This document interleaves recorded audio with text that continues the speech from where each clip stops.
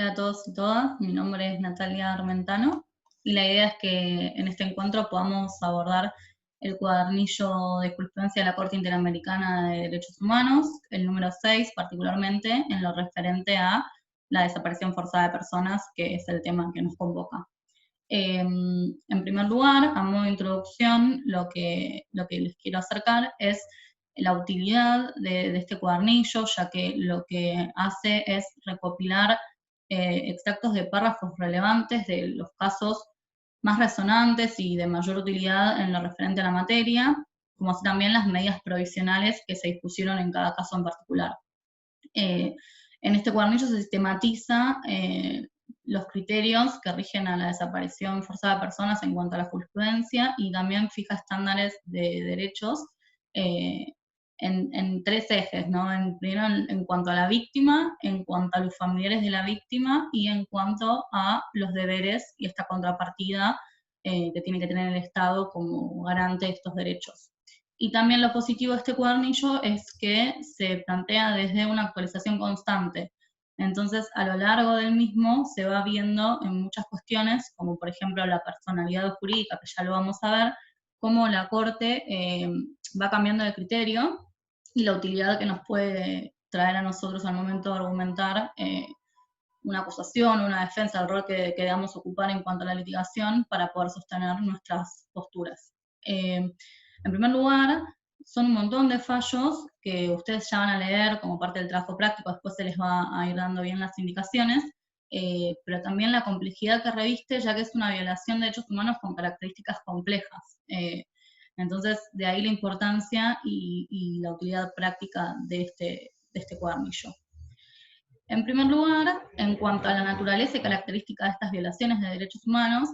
los extractos de los fallos que la Corte releva tienen que ver en cuanto a los elementos concurrentes y constitutivos del delito de desaparición forzada de personas,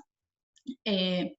en el cual, bueno, como ya lo vieron en los otros videos que estuvimos grabando para que ustedes puedan complementar la lectura, estos elementos tienen que contener, digamos, la privación de libertad, la intervención de un agente estatal o la aquiescencia de ellos, y por último, en este punto, la negativa de reconocer la detención y revelar el paradero de la persona que se encuentra desaparecida, digamos, ¿no? De la persona que está interesada en conocer el paradero. A su vez, en esta línea va a afirmar que es una violación múltiple y compleja, que involucra justamente la vulneración permanente de distintos derechos que están, digamos, recopilados en la Convención Americana de Derechos Humanos. También tienen fallos que tienen que ver con el carácter continuo y permanente de la violación y con la gravedad particular que hace a la materia. ¿Por qué? Justamente por estas características anteriores que venimos enumerando, porque a partir de la violación de numerosos derechos contenidos en la Convención, del carácter continuo y demás, se le otorga una gravedad particular al delito de desaparición forzada de personas. Y en cuanto a la prueba, justamente partiendo de esta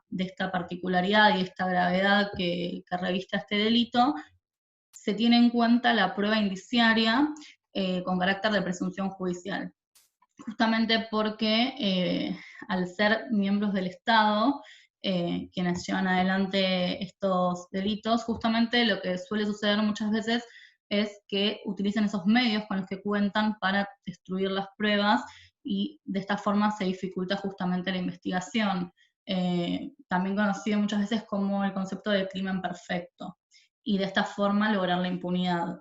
Esto en cuanto a la naturaleza y las características de estas violaciones. Luego desarrollo un apartado que tiene que ver con los derechos de la víctima de desaparición forzada, y como decíamos antes, por la naturaleza de este delito, van a ser varios los derechos vulnerados que todos se encuentran contenidos en la Convención Americana. El derecho a la libertad personal está en el artículo 7, el derecho a la integridad personal en el artículo 3, el derecho a la vida no lo puse acá, pero está en el artículo 4, digamos que su redacción es bastante clara, así que lo pueden leer de ahí, y en los fallos asimismo interpretan los alcances de cada uno de estos derechos y la importancia de que se analicen estas violaciones en conjunto, ¿no? Por la cantidad de vulneraciones que se dan en manera simultánea. Y en cuanto al derecho al reconocimiento de la personalidad jurídica, me parece interesante leerles una frase que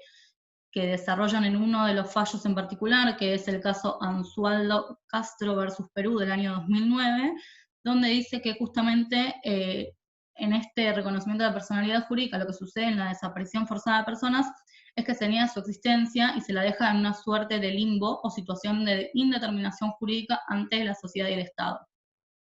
¿Por qué me parece importante hacer hincapié en este punto? Porque la Corte hasta el 2009 venía teniendo un criterio en el cual decía que no se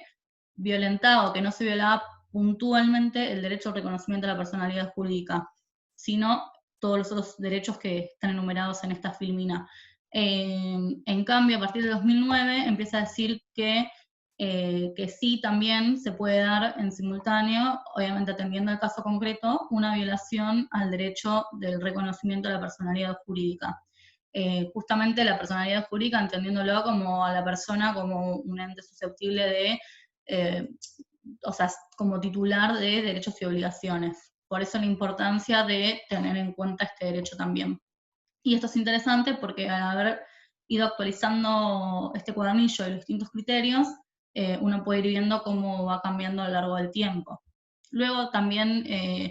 hace una recopilación de otros derechos vulnerados, que es un poco más breve, que tiene que ver con el ejercicio de un cargo político o la libertad de asociación y cómo estos derechos se encuentran también vulnerados en forma simultánea. Y después ya se adentra en lo que tiene que ver con los derechos de los familiares de las víctimas de desaparición forzada de personas. Estos derechos, el primero y principal que enumeran y que desarrollan a partir de los distintos fallos y las distintas posturas que la Corte fue argumentando, tiene que ver con el derecho a acceder a la justicia. Y este acceso a la justicia no se garantiza simplemente con contar con un procedimiento interno para llevar adelante la averiguación de la verdad, sino que tiene que cumplir con ciertos estándares que ya la Corte tiene fijados para todos los derechos vulnerados de la Convención Americana, que tiene que ver con justamente poder llegar a un juicio en un plazo razonable, el derecho a la verdad y la sanción de los eventuales responsables, que en este delito en particular, este punto recobra una especial importancia en el aspecto de poder evitar la impunidad. En cuanto al derecho a la verdad, implica que los familiares puedan saber en qué situación se encuentra la persona, es decir, cuál fue el destino, dónde están sus restos, si esto tuviera lugar, y poder acceder a saber, a conocer la verdad como desprendimiento de este derecho de acceso a la justicia. Y después también el derecho a integridad personal de los familiares, que tiene que ver con justamente este plus de sufrimiento adicional que se genera a partir de las circunstancias concretas de cada caso y a partir de cómo el Estado y los organismos jurisdiccionales llevan adelante estos procesos de averiguación de la verdad.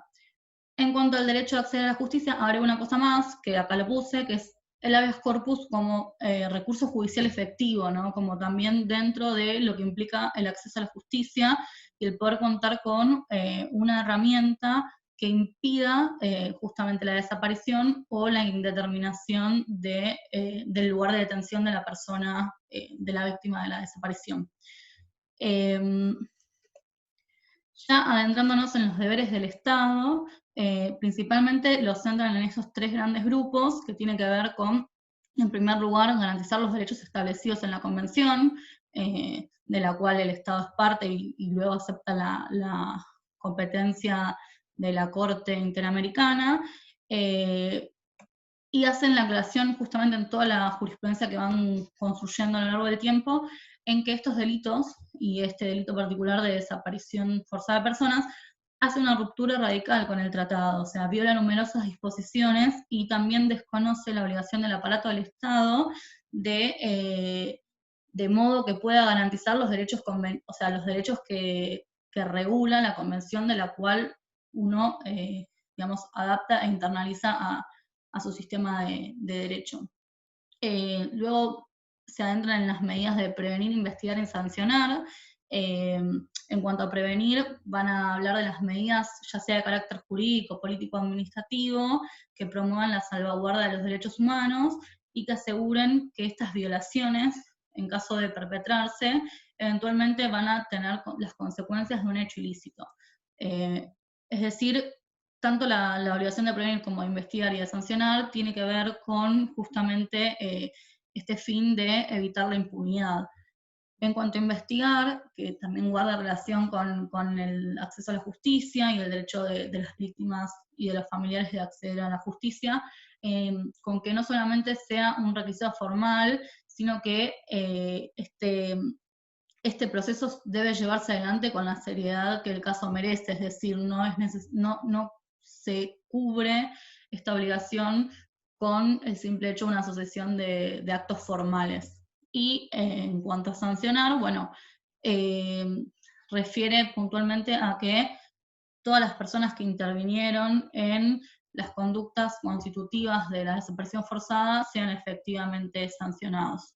Y por último, la obligación de adecuar la normativa interna, es decir, los estados que formen parte, o sea, que adopten esta convención, deben adoptar las medidas legislativas necesarias para tipificar el delito de desaparición forzada, con los elementos constitutivos que vimos al principio del video,